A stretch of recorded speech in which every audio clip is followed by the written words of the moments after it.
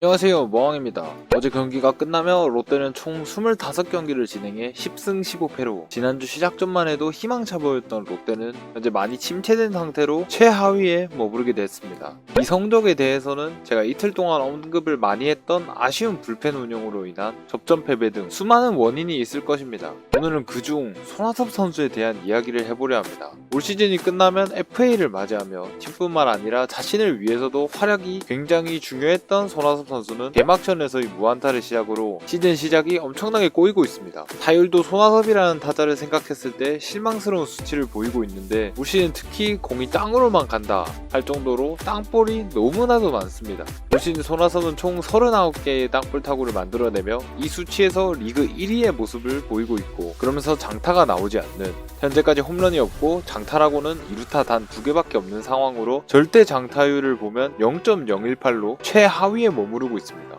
원래 장타가 많지 않은 선수이긴 했어도 지금 이 모습은 너무 심각한 수치입니다. 그보다 심각한 것은 그의 클러치 히팅 능력인데요.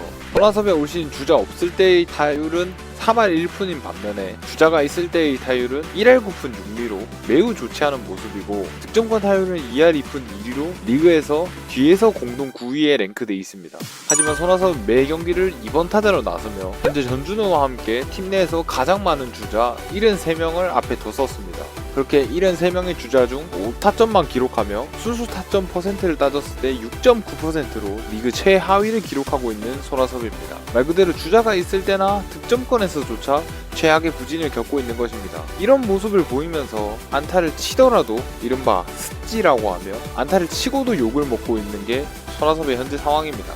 그래도 시즌 초반에 비하면 타구가 외야로 가는 게 점점 많아지기도 했고, 손아섭이 슬라우 스타터라는 점을 생각해도 지금의 모습은 절대 롯데 팬들이 원하는 손아섭의 모습이 아닙니다. 그리고 아무리 손아섭이 슬로우 스타터라 걱정은 필요 없다지만 올 시즌은 세부 내용조차 좋지 않고 그 시기가 너무 긴 상황입니다. 하지만 25경기 동안 2번 타자로 선발 라인업에 고정이 돼 있죠. 이게 진짜 문제입니다. 작년 전준우 선수 같은 경우에는 초반에 득점권에서 좋지 않다 보니 그 이후에도 득점권마다 생각이 많아지며 무너졌었다는 인터뷰를 한 적이 있습니다. 그때 역시 전준우 선수의 타순에 대한 변화가 딱히 없었고, 결국 시즌을 마무리할 때는 2할 7푼 1이라는 득점권 타율로 리그에서 뒤에서 8이라는 성적을 냈습니다. 하지만 올 시즌은 초반에 잘 풀리며 현재 득점권 타율 4할로 좋은 모습을 보이고 있는 상황입니다. 근데 손아섭 선수는 올 시즌 개막전 2점차 상황 9회 2, 3할로의 기회를 놓치며 득점권 최악의 스타트를 보였습니다. 실제로 손아섭 선수는 아직도 2011년 플레이오프 이후 1, 3할로만 되면 신경이 쓰인다고 하죠. 이렇듯 야구는 사람이 하는 스포츠이기 때문에 심리적 문제를 배제할 수 없습니다.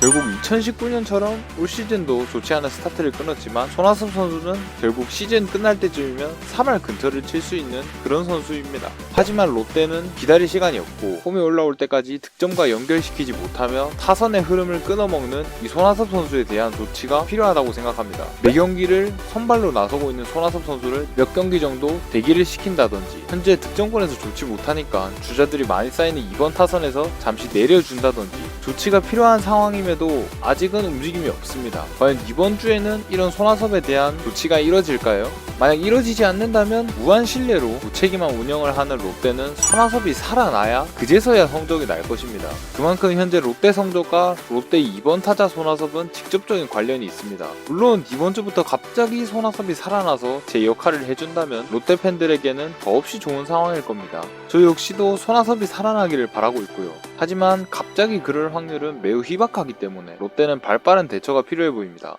이번 주 과연 롯데와 손아섭에게는 어떤 변화가 있을지, 그 변화로 성적에 어떤 영향이 갈지 관전 포인트가 될 것 같네요. 어떤 방법이든지 손아섭과 롯데 모두 살아나기를 바라는 마음입니다. 지금까지 모항이었습니다. 다들 구독과 좋아요 한 번씩 부탁드리고요. 감사합니다. 롯데 민병헌